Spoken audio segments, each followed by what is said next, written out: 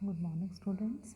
आज हम सोशलाइजेशन जिसे समाजीकरण कहते हैं क्या अध्ययन करेंगे। समाजीकरण क्या है?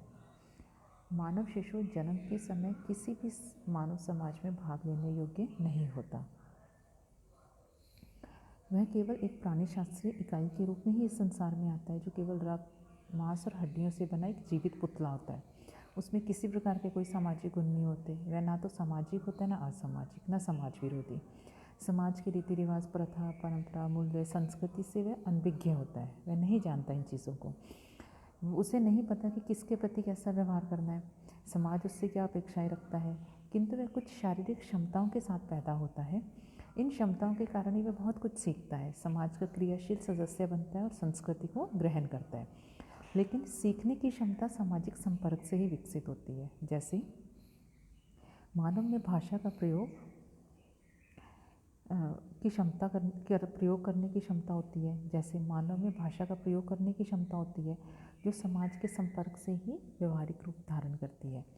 सामाजिक संपर्क के कारण ही व्यक्ति समाज के रीति रिवाज, प्रथा, परंपरा, मूल्य, विश्वास, संस्कृति आदि को सीखता है और एक सामाजिक प्राणी का दर्जा प्राप्त करता है। सामाजिक सीख किसी प्रक्रिया को हम समाजीकरण के नाम से जानते हैं। अर्थात समाजीकरण की प्रक्रिया में प्राणी शास्त्रीय प्राणी सामाजिक प्राणी के रूप में बदल जाता है। मानव को पशु से मानव समाज में सम्मिलित करते हैं। तो समाजीकरण का अर्थ हमने क्या देखा कि आपका जो व्यक्ति होता है उसको सामाजिक प्राणी में बदलता है समाजीकरण। तो समाजशास्त्र में समाजीकरण नामक अवधारणा का प्रयोग उन प्रक्रियाओं के लिए किया जाता है जिनके द्वारा व्यक्ति को सामाजिक सांस्कृतिक संसार से परिचित कराया जाता है। इस अर्थ में समाजीकरण वह विधि है जिसके द्वारा संस्कृति को एक पीढ़ी से दूसरी पीढ़ी को हस्तांतरित किया जाता है। इसके द्वारा व्यक्ति अपने समूह एवं समाज के मूल्यों, जनरीतियों, लोकाचार, आदर्शों व सामाजिक उद्देश्यों को सीखता है। तो ग्रीन के शब्दों में समाजीकरण वह प्रक्रिया है जिसके द्वारा बच्चा सांस्कृतिक विशेषताओं, आत्मपन और व्यक्तित्व को प्राप्त करता है। इस परिभाषा में हमने देखें तो ग्रीन ने कहा कि समाजीकरण के द्वारा बच्चा संस्कृति की विशेषताओं को आत्मसात करता है, उसे सीखता है, उसके अनुसार अपने आप को ढालता है और व्यक्तित्व का विकास करता है। गिलिन एंड गिलिन की बुक है कल्चरल सोशियोलॉजी।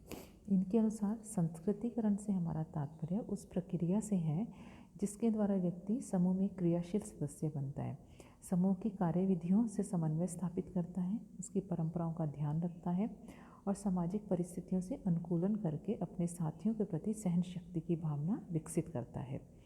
इस परिभाषा में यदि हम देखें तो गिलन के अनुसार समाजीकरण एक ऐसी प्रक्रिया है जिसके द्वारा व्यक्ति समूह का सक्रिय सदस्य बनता है। किम्बॉल यंग की हैंडबुक ऑफ सोशल साइकोलॉजी, इनके अनुसार समाजीकरण वह प्रक्रिया है जिसके द्वारा व्यक्ति सामाजिक और सांस्कृतिक क्षेत्र में प्रवेश करता है तथा समाज के विभिन्न समूहों का सदस्य बनता है और जिसके द्वारा उसे समाज के मूल्यों और मानकों को स्वीकार करने की प्रेरणा मिलती है। जॉनसन्स की बुक है सोशियोलॉजी अ सिस्टमैटिक इंट्रोडक्शन। इसमें इन्होंने समाजीकरण की परिभाषा देते हुए लिखा है, समाजीकरण सीखने की वह प्रक्रिया है जो सीखने वाले को सामाजिक भूमिकाओं का निर्वाह करने के योग्य बनाती है। इस प्रकार यदि हम देखें तो जॉनसन्स ने समाजीकरण को सीखने की प्रक्रिया माना जिसके द्वारा व्यक्ति समाज में अपनी भूमिकाओं को निभाना सीखता है। स्टीवर्ट एंड गिलिन की बुक है इंट्रोडक्शन टू सोशियोलॉजी। इनके अनुसार समाजीकरण वह प्रक्रिया है जिसके द्वारा लोग अपनी संस्कृति के विश्वासों, अभिवृत्तियों, मूल्यों और प्रथाओं को ग्रहण करते हैं। इन परिभाषाओं में हमने ग्रीन की देखी, गिलिन की देखी, Kimball Young, Johnson, Stewart and Gillin. इन परिभाषाओं को हम देखें तो स्पष्ट है कि समाजीकरण सीखने की एक प्रक्रिया है जिसके द्वारा व्यक्ति अथवा समूह समाज की सामाजिक सांस्कृतिक विशेषताओं को ग्रहण करता है, अपने व्यक्तित्व का विकास करता है और समाज का क्रियाशील सदस्य बनता है। समाजीकरण द्वारा बच्चा सामाजिक प्रतिमानों को सीखकर उनके अनुरूप आचरण करता है, इससे समाज में नियंत्रण बना रहता है।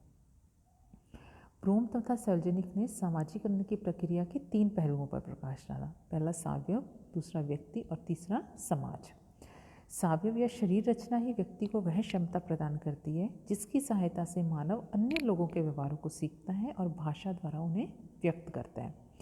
द्वितीय व्यक्ति, समाजीकरण की प्रक्रिया का वास्तविक आधार है, क्योंकि व्यक्ति में आत्म का विकास हुए बिना समाजीकरण की प्रक्रिया आगे नहीं बढ़ती।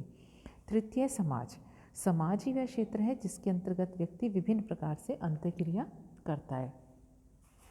स्टीवर्ट एवं गिली ने समाजीकरण के 3 आवश्यक तत्व माने हैं। ब्रूम और सेल्जनिक ने उसकी प्रक्रिया में 3 महत्वपूर्ण पहलू माने।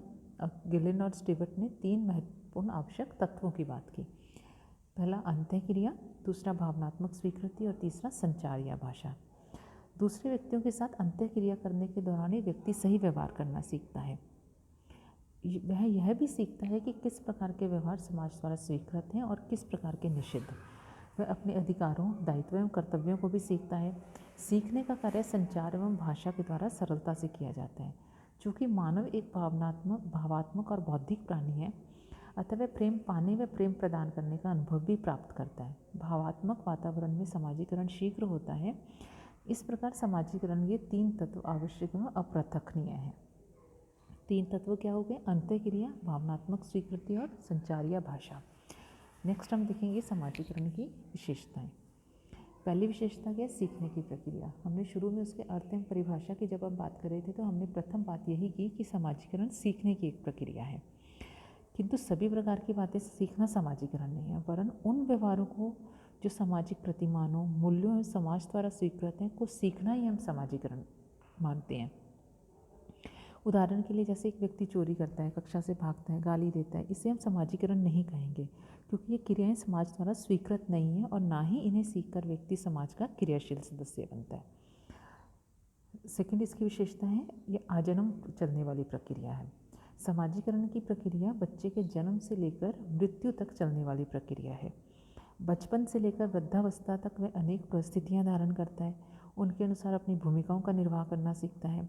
बचपन में व्यक्ति पुत्र, भाई, मित्र आदि के रूप में अन्य लोगों से व्यवहार करता है। युवावस्था में पति, पिता, व्यवसायी या किसी संगठन में पदाधिकारी के पद को ग्रहण करता है। वृद्धावस्था में दादा, नाना, ससुर आदि पद धारण करता है। इन सभी पदों के अनुरूप में अपनी भूमिका का निर्वाह करना सीखते हैं। इस प्रकार व्यक्ति के सामने नई नई परिस्थितियां, पद आती हैं और उनके अनुसार समाज द्वारा मान्य व्यवहारों को वह सीखता है। तीसरी इसकी विशेषता है समय और स्थान सापेक्ष। समाजीकरण की प्रक्रिया समय व स्थान सापेक्ष है। समय सापेक्ष का अर्थ है कि तो भिन्न समय में समाजीकरण की अंतर्वस्तु अलग अलग हो सकती है। जैसे यदि हम उदाहरण देखें, प्राचीन भारत में स्त्रियों को पर्दा या घूंघट रखना सिखाया जाता था। एक व्यक्ति जातीय खान पान के नियमों से उसे परिचित कराया जाता था, उनका पालन करना सिखाया जाता था। किंतु वर्तमान समय में ना तो हम जातिगत खान पान के नियमों का पालन करते हैं, ना ही स्त्रियां पर्दा या घूंघट का करती हैं। तो ये हमारे समाजीकरण समय सापेक्ष हुआ। समाजीकरण स्थान सापेक्ष भी है। इसका अर्थ है कि एक स्थान पर एक समाज में जो व्यवहार प्रशंसनीय माना जाता है, वही दूसरे समाज में निंदनीय भी हो सकता है। डेविस ने इसका उदाहरण दिया है कि अफ्रीका की मसाई जनजाति में एक दूसरे के प्रति सम्मान प्रकट करने के लिए एक दूसरे पर थूकना सिखाया जाता है, किंतु भारत में यदि आप ऐसा करेंगे तो इसे अनुचित और निंदनीय माना जाएगा। चौथी इसकी विशेषता है संस्कृतिकरण को आत्मसात करने की प्रक्रिया। इस प्रक्रिया के द्वारा एक व्यक्ति सांस्कृतिक मूल्यों, मानकों एवं समाज स्वीकृत व्यवहारों को सीखता है तथा संस्कृति के भौतिक एवं अभौतिक तत्वों को आत्मसात करता है। धीरे धीरे संस्कृति व्यक्ति के व्यक्तित्व का अंग बनती है। नेक्स्ट है समाज का प्रकारात्मक सदस्य बनने की प्रक्रिया। समाजीकरण के द्वारा व्यक्ति सांस्कृतिक मूल्यों, मानकों, समाज स्वीकृत व्यवहारों को सीखता है तथा संस्कृति के भौतिक तथा अभौतिक तत्वों को भी आत्मसात करता है। इससे वह समाज में सामाजिक कार्य में भाग लेने योग्य बनता है। इसी के द्वारा प्राणीशास्त्रीय प्राणी से सामाजिक प्राणी में बदलता है। हेरोलॉम्बस के अनुसार समाजीकरण के अभाव में कोई मनुष्य समाज का सामान्य सदस्य नहीं बन सकता। नेक्स्ट इसकी विशेषता हम देखेंगे आत्म का विकास। समाजीकरण के द्वारा व्यक्ति के आत्म या स्व का विकास होता है। व्यक्ति में स्वयं के प्रति जागरूकता आती है और वह यह जानने लगता है कि दूसरे व्यक्ति उसके बारे में क्या सोचते हैं, वह स्वयं के बारे में क्या सोचता है। ये सारी जो चीज़ें हैं उसका स्व जो विकसित होता है वो सोशलाइजेशन की प्रोसेस से ही होता है। सांस्कृतिक हस्तांतरण। समाजीकरण के द्वारा समूह अथवा समाज अपनी संस्कृति को एक पीढ़ी से दूसरी पीढ़ी तक पहुंचाता है। नई पीढ़ी पुरानी पीढ़ी से संस्कृति ग्रहण करती है। डेविस कहते हैं कि हस्तांतरण की इस प्रक्रिया के बिना समाज अपनी निरंतरता बनाए नहीं रख सकता और ना ही संस्कृति जीवित रह सकती है। तो संस्कृतिकरण के उद्देश्य क्या हैं? संस्कृतिकरण हमने देखा कि सीखने की प्रक्रिया है, आजन्म चलने वाली प्रक्रिया है, समय और स्थान सापेक्ष है, आपके स्व विकसित होता है, आपका व्यक्तित्व विकसित होता है इस प्रोसेस में। तो समाजीकरण के द्वारा बच्चे को समाज में कैसे घुलना मिलना है, कैसे व्यवहार करना है, यह सिखाया जाता है।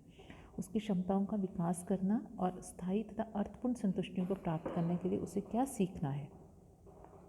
ब्लूम तथा सेल्जनिक ने समाजीकरण के प्रमुख उद्देश्यों का उल्लेख किया है।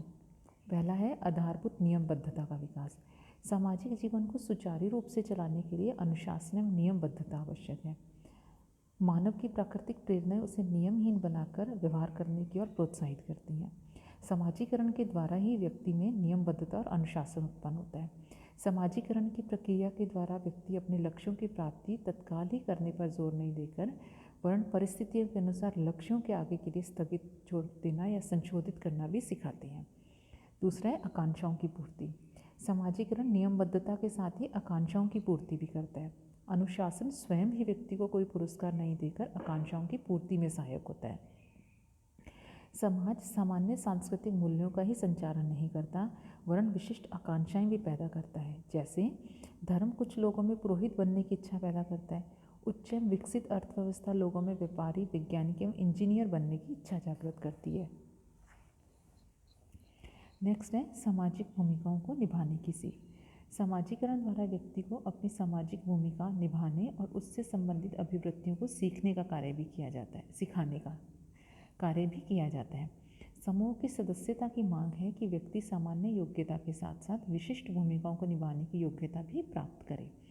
व्यक्ति समाज में अनेक पद ग्रहण करता है और कई लोगों के संपर्क में आता है। प्रत्येक पद एवं व्यक्ति के संदर्भ में उसे एक विशेष प्रकार की भूमिका निभानी होती है जो समाजीकरण के द्वारा ही सीखी जाती है।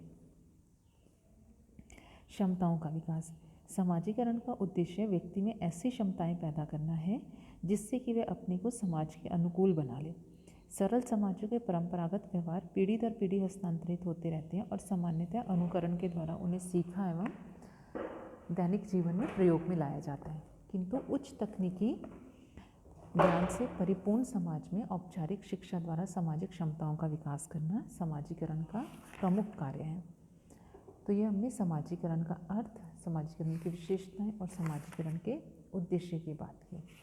समाजीकरण की विभिन्न समाजीकरण एक सीखने की प्रक्रिया है, आजन्म चलने वाली प्रक्रिया है। तो ये जो प्रक्रिया ये आपकी विभिन्न अवस्थाओं से होकर गुजरती है। जैसे पहली अवस्था है मौखिक अवस्था। इस अवस्था में जन्म से समय शिशु प्रथम संकट का सामना करता है, सांस लेनी है, वह धीरे धीरे अपने भोजन के बारे में अपेक्षाएं करने लगता है। ये जो प्रथम मौखिक अवस्था होती है ये आपकी शिशु की अवस्था होती है। इस स्थिति को फ्राइड ने प्राथमिक परिचय भी कहा है। इस अवस्था में बच्चा धीरे धीरे भूख पर नियंत्रण करना सीखता है, माँ के संपर्क से उसे आनंद अनुभव होने लगता है। ये जो अवधि है आपकी वो 1 से 1.5 वर्ष तक रहती है। द्वितीय आपकी शौच अवस्था। यह अवस्था आपकी 3 वर्ष तक रहती है। इस अवस्था में बच्चा आगे का शौच प्रशिक्षण प्राप्त करता है, खान पीन का प्रशिक्षण प्राप्त करता है। तीसरी अवस्था होती है आपकी इडिपल या तदात्मीकरण की अवस्था। यह अवस्था 4 वर्ष से प्रारंभ होगा और आपकी 12-13 वर्ष तक रहती है, जिसे आप टीनेज वाली सिचुएशन कहते हैं। ये तब तक रहती है। इसमें आप विभिन्न प्रकार की जो व्यवहार है, समाज की संस्कृति है, इसके आप सीखते हैं। इसी में आप में इडिपस और इलेक्ट्रा कॉम्प्लेक्स की जो भावनाएं हैं वो पैदा होती हैं। नेक्स्ट है किशोरावस्था। तो ये किशोरावस्था जो आपकी होती है ये आपकी युवा अवस्था वाली अवस्था रहती है। तो ये आपने 4 अवस्थाएं देखी। इसके बाद आपकी प्रौढ़ावस्था भी मानते हैं, वृद्धावस्था भी मानते हैं कि इनमें भी व्यक्ति जीवन भर सीखता है कि आप वृद्धावस्था प्रौढ़ावस्था में आके जो परिस्थितियाँ ग्रहण करेंगे उससे संबंधित जो भूमिकाएं आप सीखेंगे कि आपको कैसे व्यवहार करना है। अब नेक्स्ट वीडियो में हम समाजीकरण के प्रमुख संस्थाएं और इसके जो विभिन्न विद्वानों द्वारा सिद्धांत दिए गए हैं, जैसे कूले का आत्मदर्पण दर्शन का सिद्धांत है, नीट का स्व का सिद्धांत है, फ्राइड का सिद्धांत है, दुर्खिम का सिद्धांत है। इन सिद्धांतों की हम बात करेंगे और समाजीकरण से जुड़ी कुछ और अवधारणाएं हैं, जैसे नकारात्मक समाजीकरण, आपके पुनर्समाजीकरण, पूर्वाभासी समाजीकरण, इनकी भी बात करेंगे। धन्यवाद।